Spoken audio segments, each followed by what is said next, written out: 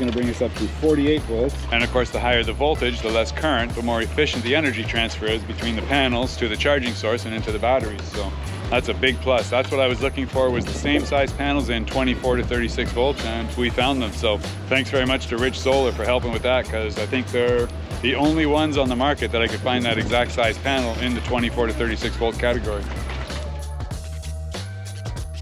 And you can see right here we have two 200-watt solar panels from Rich Solar. They provide everything you need to power your systems off-grid, from your fridge to your lights to heaters, AC units. And since this is so important to everything we do, it's really good to have a partner like the guys over at Rich Solar.